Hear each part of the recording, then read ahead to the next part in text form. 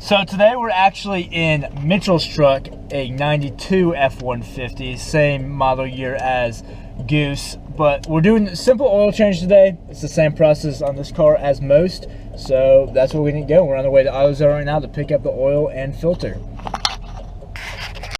So the first step is to pick out the oil itself, and what you make sure it's the right grade of oil and the right viscosity. So you're just going to look in your owner's manual, something like that. It'll tell you how many quarts you need and what kind.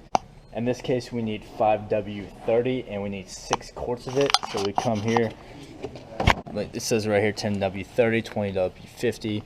So we find the 5W30, excuse me, get 6 quarts of it, 5 quart and a 1 quart, and that should be all we need. The only thing you're going to need is an oil filter. So you have the oil and the oil filter and then the tools needed. And from here, you have to find the right oil filter. So what you can do, every store, auto parts store, is going to have a book like this. And it's how you figure out which filter you need. In this case, they don't actually have a 92 F-150 listed in the book. It doesn't go back that far. But let's say, for example, you have a 99 F-150. So you can go through the book, find Ford, and then go back to the 99. You're going to look for F-150 and find whichever model you have. Let's say V8 5.4 liter, the most common. Then you're going to need STP S2. So STP is the brand of oil filter. S2 is the exact filter you need. So you're going to go over to the filters.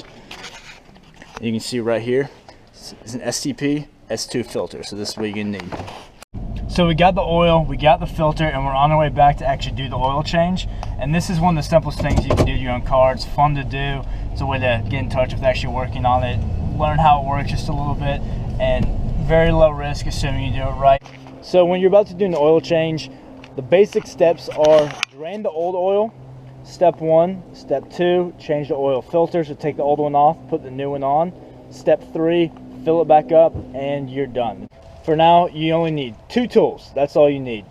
A socket wrench and an oil filter wrench. And really, you don't even need the oil filter wrench. These just make it easier to get the oil filter off if it's really tight. The wrench, typically, in this case, the wrench is a 9/16. A lot of times it can be anywhere around that wrench. Just find out what fits, and we'll show you exactly what to look for underneath so you can size it out. The oil cap is going to be on the engine itself. So it's usually going to be labeled either with this symbol or say engine oil on it like this one does. So what you can do, you can take that, go ahead and take that off there. That's where you're going to fill it up once you drain the old oil out, and this way the air is able to escape as the old oil flows out.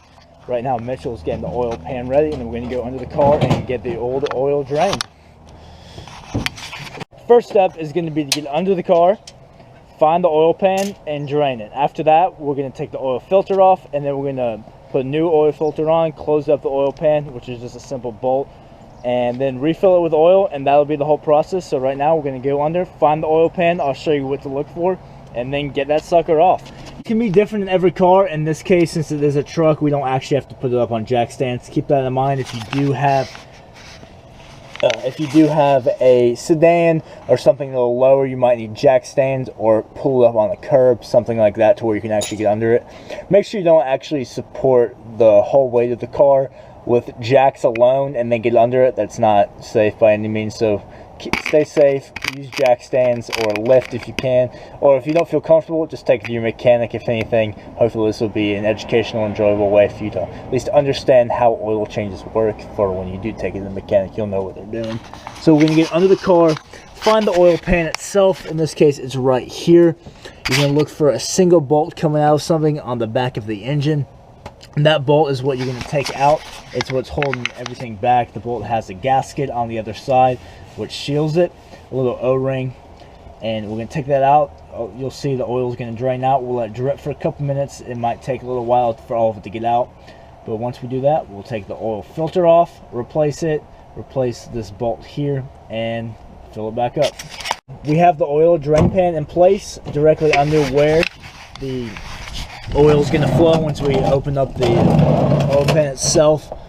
So you can see we just loosened it. This bolt here, it's starting to drip a little, so we're going to completely loosen that. It's going to shoot out quickly at first and then slow down a lot.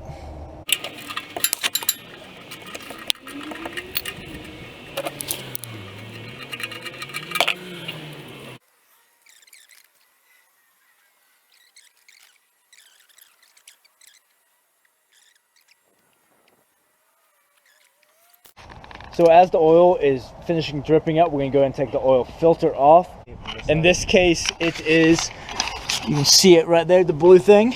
And usually it's going to be, it's going to look exactly like that. It can be on the other side, possibly maybe further back. Usually they're in kind of difficult to reach places. So Mitchell's going under the truck. He's going to take the oil filter wrench, wrap it around the filter, loosen it up, and then just twist off. It's just a single screw on it. So that's what we're doing now.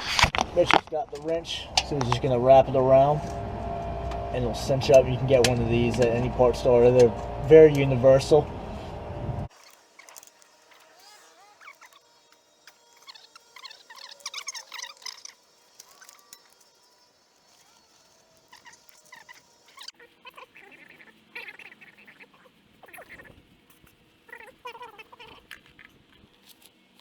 The old filter's off, the oil's draining. So we have the new oil here, 6 quarts of it, and the new filter. We're gonna go put these in, put the new filter in, plug up the oil drain, and put the new oil in, and we'll be good. So one little small thing that make a big difference is you're gonna wanna, before you put the new oil filter in, you got it out of the box here, and it's gonna have this O-ring on it. It's gonna be a little rubber gasket. You're gonna take a little bit of oil, just put it on your finger, it's not going to hurt you, and rub it on there. And all this does is prevent it from dry rotting. As it sits there for a little while, it'll keep it nice and moist and ensure a good connection so there's no leaks to the engine block. So do that. You can even put a little bit of oil inside. If you have a bottom fill, you can fill it up, but just a little bit so it doesn't spill.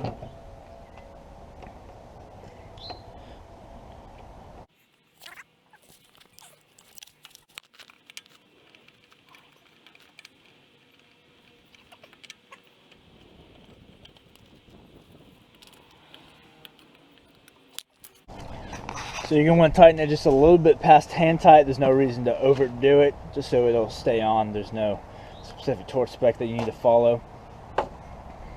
And you want to make sure you do not cross thread it, because that can cause issues as well. It can leak, it can damage the actual bolt that's on the engine block where you screwed into. But it's just a screw. There's some threads on the inside of the filter, and you just screw it right on. As you can see, the oil is down to a very slow drip, so that's good enough. Almost all the old oil has been taken out. So we're gonna take the bolt that was on there. Mitchell's just cleaning off the O-ring on the back side of the bolt, so it still has a good seal. Make sure there's still a little oil on there for the same reason as you put a little oil on the oil filter gasket. And you're just gonna screw it back in. Make sure it's not crossed through or anything. Make sure nothing looks broken or damaged.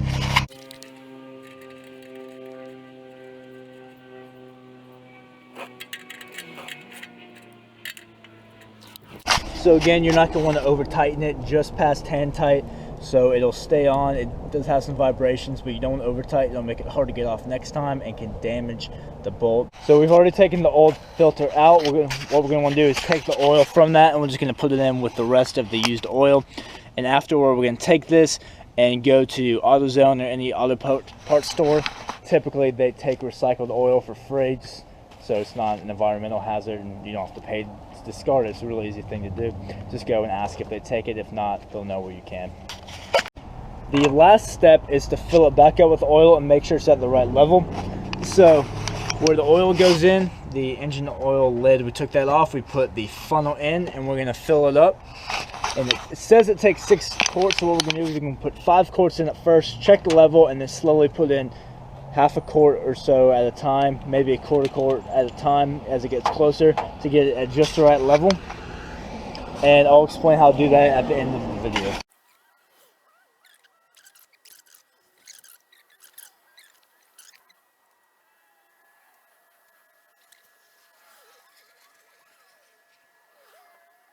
We have 5 of the 6 quarts in so far. What we're going to do, just to make sure we don't overfill it, is take the dipstick. It's already cleaned off. Make sure you wipe it with a paper towel or something. Stick it in. This is the same way you would check your oil typically as well. If you just throw out, it doesn't have to be when you're doing your oil. Stick it in all the way. Make sure it clicks. Pull it back out.